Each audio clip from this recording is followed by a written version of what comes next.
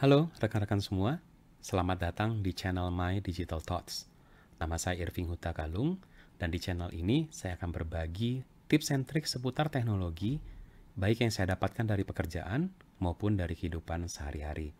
Jadi, jangan lupa untuk subscribe di channel ini dan aktifkan juga notification, supaya rekan-rekan mendapatkan notifikasi ketika ada video-video terbaru. Jangan lupa juga berkunjung ke blog saya di irving.web.id untuk mendapatkan update-update terbaru. Halo rekan-rekan semua, kalau di video sebelumnya saya ada menunjukkan cara membackup Azure VM. Kali ini kita akan belajar sama-sama bagaimana caranya melakukan restore. Oke, ada dua cara untuk melakukan restore dari sebuah backup Azure VM ya. Pertama, tentunya kita bisa restore langsung sebagai VM yang utuh, atau kita mau mengakses file-file tertentu yang ada di dalam backup tersebut gitu ya. Jadi kita akan lihat kedua hal tersebut di video kali ini. Oke, sekarang kita coba masuk ke Azure Portal. Rekan-rekan bisa lihat di sini. Ini VM yang kemarin kita backup ya. Jadi kalau saya masuk ke bagian backup di sebelah kiri, kita akan bisa lihat bahwa ada beberapa backup yang sudah ada ya, bisa dilihat di sini dengan recovery type yang berbeda-beda gitu. Nah, kita sekarang tinggal pilih nih mau restore VM gitu ya. Jadi bayangkan sekarang kita mau restore VM. Nah, ketika kita restore VM, kita harus memilih dulu restore point yang akan kita gunakan gitu ya. Jadi kalau dilihat tadi kan ada banyak nih ya restore point-nya. Jadi misalnya saya pilih yang tanggal 16 Juli deh gitu ya. Misalnya. Nah, setelah kita pilih restore point-nya, kita punya pilihan untuk restore ke new VM, bikin VM baru, atau kita replace existing. Jadi replace existing artinya VM kita ini langsung kita timpa lagi gitu ya dengan backupnya gitu. Jadi ini tergantung kebutuhan rekan-rekan gitu. Mungkin kadang-kadang kita perlu restore-nya kembali ke VM-nya semula gitu ya, langsung ditimpa, atau kita maunya itu kita buat VM baru gitu ya. Baru setelah VM barunya terbentuk, baru nanti dipindah tuh semua IP dan lain-lain dipindah ke VM baru tersebut gitu. Nah, jadi rekan-rekan bisa lihat di sini, kalau kita create new, kita harus mendefine new virtual machine gitu ya. Nanti disebutkan di sini misalnya namanya, tempatnya dan lain-lain gitu ya. Sementara kalau kita mau replace existing, maka kita hanya cukup menyebutkan staging location-nya, karena ini memang hanya untuk ketika mau restore itu dari backup dipindahkan dulu ke staging ya di Azure Storage gitu, baru setelah itu ditimpa ke VM-nya. Cuman saya harus ingatkan bahwa kalau kita mau replace existing, maka VM-nya harus dalam kondisi deallocated atau di shutdown. Oke. Sementara kalau create new ya, karena create new berarti nggak perlu gitu ya. Nah, kalau udah pilih seperti ini, saya tinggal klik restore. Dan dia akan melakukan validasi, dan rekan-rekan bisa dilihat di sini di kanan bahwa restore-nya sedang berjalan. Oke, jadi kalau kita lihat all jobs gitu ya, di sini bisa dilihat ada in progress melakukan restore. Oke, jadi sesimpel itu aja. Gitu. Yang penting adalah kita sudah memilih, kita sudah punya backupnya, sudah ada beberapa restore point yang kita pilih, yang bisa kita pilih. Kita pilih yang mana, dan setelah itu kita tinggal restore. Oke? Nah, untuk opsi yang lain, seperti saya sebutkan tadi, selain kita bisa restore VM-nya, mungkin kita hanya mau lihat filenya tertentu aja gitu ya. Jadi ada file tertentu yang mau kita lihat versi lamanya seperti apa, atau mungkin kita mau analisis dan lain-lain gitu ya.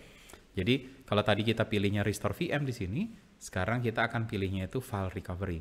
Jadi kalau kita klik file recovery, ya, kita tetap harus milih recovery point yang mana gitu ya, sama, cuman bentuknya aja beda nih user interface-nya. Jadi misalnya saya pilih tanggal 12 Juli gitu ya. Nah, bedanya adalah dalam bentuk file recovery ini kita akan mendownload sebuah file atau script, tergantung ini Windows atau Linux gitu ya. Dan kita harus download bentuknya executable yang kita jalankan di komputer lain gitu ya. Jadi misalnya di laptop, atau dalam hal ini nanti saya demokan kita akan running di sebuah VM juga di Azure gitu ya. Ini saya kasih contoh, kita download executable-nya, dia generate script dan password. Kita tunggu dulu gitu ya sebentar supaya dia bisa generate semuanya. Oke, rekan-rekan bisa lihat di sini. Saya tinggal klik download. Maka kita akan mulai download. Kalau dilihat di sini ya, ini sebuah file exe yang di-download. Oke.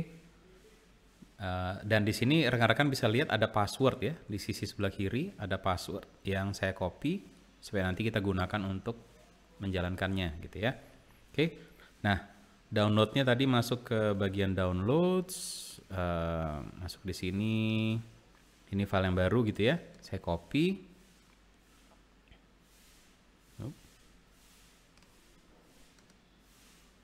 Kita copy dulu filenya, kemudian saya sudah punya remote desktop di sini. Oke, saya paste. Oke, jadi ini file exe-nya sudah tercopy. Kemudian kita kembali lagi ke portal, kita copy passwordnya karena memang dibutuhkan nanti untuk menjalankan.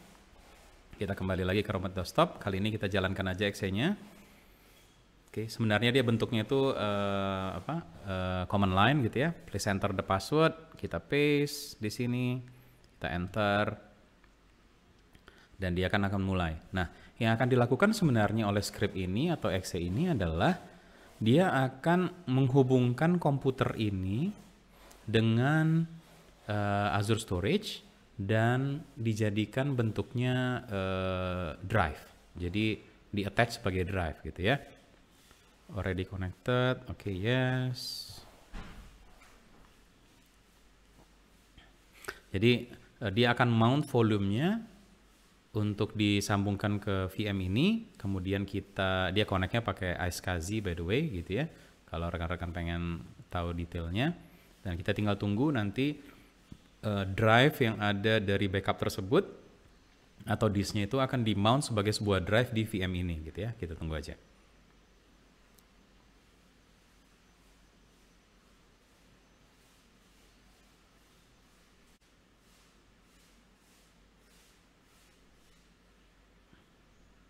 Oke, ini udah selesai. Kita klik Q untuk exit. Nah, sekarang kita tinggal buka Explorer. Oke, rekan-rekan bisa lihat di sini di disk PC kita jadi punya ada 2 drive tambahan ya, E sama F gitu kan. Di data ada di F gitu ya, ini disknya. Nah, rekan-rekan bisa lihat nih, ini adalah disk yang kita backup dari VM backupnya gitu ya. Jadi dengan disk ini karena udah di mount, kita jadi bisa akses file-filenya, dan kalau rekan-rekan perlu ngambil file tertentu, misalnya log atau apa gitu ya, bisa diambil dan bisa dilakukan analisis kalau perlu gitu ya, untuk dibandingkan misalnya dengan VM aslinya gitu. Nah, jadi simple sebenarnya. Kalau Linux bentuknya adalah shell script yang nanti dia akan mount sebagai salah satu folder gitu di dalam Linuxnya. Oke, jadi tidak terlalu kompleks gitu ya. Kembali lagi kita punya 2 pilihan. Kalau kita mau melakukan restore, jadi kita bisa restore sebagai VM, dan restore VM ini pilihannya ada lagi, kita mau restore-nya replace VM-nya atau create a new VM. Dan yang kedua adalah kita bisa melakukan file recovery.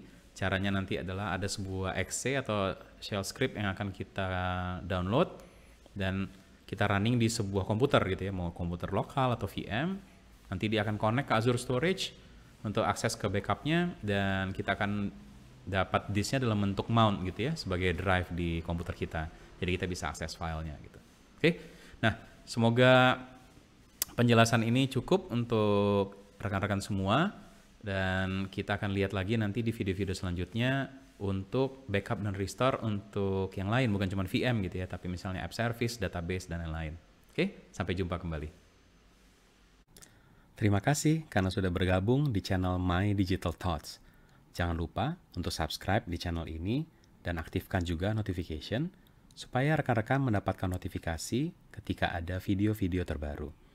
Jangan lupa juga untuk berkunjung ke blog saya di irving.web.id. Terima kasih.